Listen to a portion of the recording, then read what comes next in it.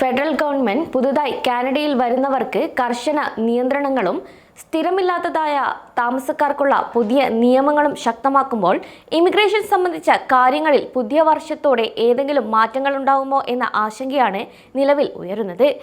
കഴിഞ്ഞ കുറച്ചു വർഷങ്ങളായി ജനസംഖ്യാ വളർച്ച ഉയർന്നതിന് ശേഷമാണ് കാനഡ ഉൾപ്പെടെയുള്ള സ്ഥലങ്ങളിൽ നിരവധി മാറ്റങ്ങൾ കൊണ്ടുവന്നത്.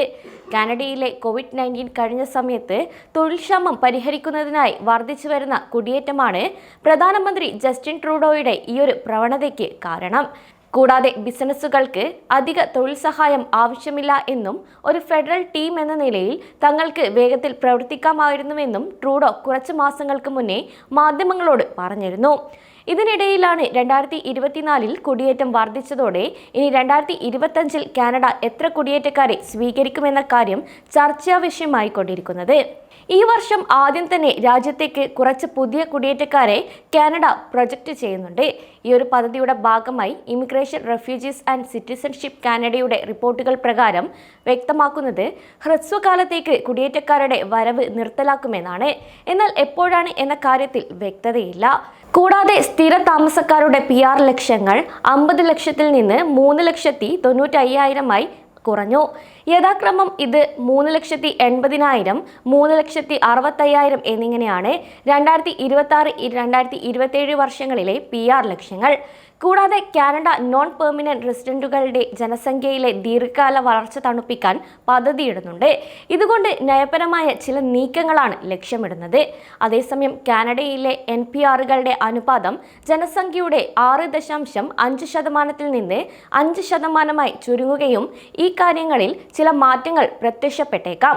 കൂടാതെ മൊത്തം NPR ജനസംഖ്യ ഈ വർഷം ഏകദേശം 4,40,000 അടുത്ത വർഷം മറ്റൊരു 4,40,000 കുറയ്ക്കുകയും തുടർന്ന് 2027 17,439 വർധനവ് ഉണ്ടാകാനാണ് തീരുമാനം.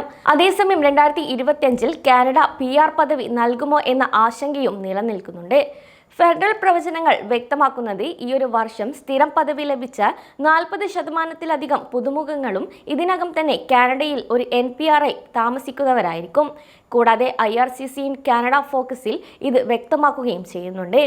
ഈ ഒരു വർഷം പുതിയ PRകളിൽ ഭൂരിഭാഗവും സാമ്പത്തിക കുടിയേറ്റക്കാരായിരിക്കുമെന്ന് IRCC വ്യക്തമാക്കുന്നു.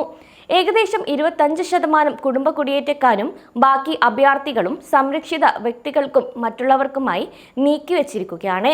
അടുത്ത വർഷം PR പദവി ലഭിച്ചവരിൽ 8.5% ക്യൂബക്കിന് പുറത്ത് താമസിക്കുന്ന ഫ്രഞ്ച് സംസാരിക്കുന്നവർക്കായിരിക്കുമെന്ന് പ്രതീക്ഷിക്കുന്നു.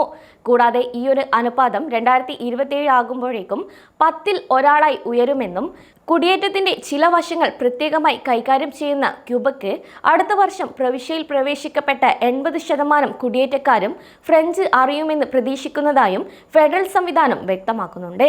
അതേസമയം ഈ വർഷത്തെ പുതിയ NPRകളിൽ ഭൂരിഭാഗവും തൊഴിലാളികളായിരിക്കും. ഇന്റർനാഷണൽ മൊബിലിറ്റി പ്രോഗ്രാമിന് കീഴിൽ 2,85,750 പേരും താൽക്കാലിക ഫോറിൻ വർക്കർ പ്രോഗ്രാമിന് കീഴിലുള്ള 82,000 പേരും കാനഡയിലേക്ക് പ്രവേശിക്കാൻ ഒരുങ്ങുന്നു. അതുകൊണ്ട് തന്നെ തൊഴിൽദാതാക്കൾ ഈ ഒരു സംവിധാനം ദുരുപയോഗം ചെയ്ത് ചിലവ് കുറഞ്ഞ തൊഴിലാളികളെ ദുരുപയോഗം ചെയ്തുവെന്ന ആശങ്കയെ തുടർന്ന് ഈ തൊഴിൽ പരിപാടിക്കുള്ള യോഗ്യത കർശനമാക്കുമെന്ന് സർക്കാർ നേരത്തെ വ്യക്തമാക്കിയിരുന്നു. കൂടാതെ ചില പുതിയ നിയമനങ്ങളിൽ കൂടെ മാറ്റം വരാൻ പോവുകയാണ്. ഇനി എന്തൊക്കെയാണ് ഈ ഒരു മാറ്റങ്ങൾ എന്ന് നോക്കാം. പഠന പരിപാടി 16 മാസമോ അതിൽ കൂടുതലോ ആണെങ്കിൽ മാത്രമേ അന്താരാഷ്ട്ര മാസ്റ്റേഴ്സ് വിദ്യാർത്ഥികളുടെ പങ്കാളികൾക്ക് വർക്ക് പെർമിറ്റിന് അർഹതയുള്ളൂ. തൊഴിലാളി ഉയർന്ന വൈദഗ്ധ്യമുള്ളതോ ഉയർന്ന ഡിമാൻഡുള്ളതോ ആയ മേഖലയിലാണെങ്കിൽ മാത്രമേ വിദേശ തൊഴിലാളികളുടെ പങ്കാളികൾക്ക് സ്വന്തം വർക്ക് പെർമിറ്റിന് അർഹത ലഭിക്കൂ. ബിരുദാനന്തര വർക്ക് പെർമിറ്റുകൾ തേടുന്ന ഇന്റർനാഷണൽ കോളേജ്, യൂണിവേഴ്സിറ്റി വിദ്യാർത്ഥികൾ പുതിയ ഭാഷായോഗ്യത ആവശ്യകതകൾ പാലിക്കേണ്ടതുണ്ട്. കോളേജ് പ്രോഗ്രാമുകളിൽ നിന്നുള്ള അന്തർദേശീയ ബിരുദധാരികൾ അംഗീകൃത തൊഴിൽക്ഷാമവുമായി ബന്ധപ്പെട്ട പഠന മേഖലയാണെങ്കിൽ മാത്രമേ അവർക്ക് വർക്ക് പെർമിറ്റിന് അർഹത ലഭിക്കുകയുള്ളൂ. 2024 നവംബർ 1 അതിനുശേഷമോ സമർപ്പിച്ച പഠനാനുമതി അപേക്ഷയുള്ളവർക്ക് ഇത് ബാധകമാണെന്ന് IRCC വെബ്സൈറ്റ് വ്യക്തമാക്കുന്നുണ്ട്. ഈ അവസാന 2 മാറ്റങ്ങൾ മാത്രം അടുത്ത 3 വർഷത്തിനുള്ളിൽ ബിരുദാനന്തര വർക്ക് പെർമിറ്റ് മൊത്തത്തിൽ 1,70,75,000 കുറയ്ക്കുമെന്ന് പ്രതീക്ഷിക്കുന്നതായി ഇമിഗ്രേഷൻ മന്ത്രി മാർക്ക് മില്ലർ നേരത്തെ വ്യക്തമാക്കിയിട്ടുണ്ടായിരുന്നു.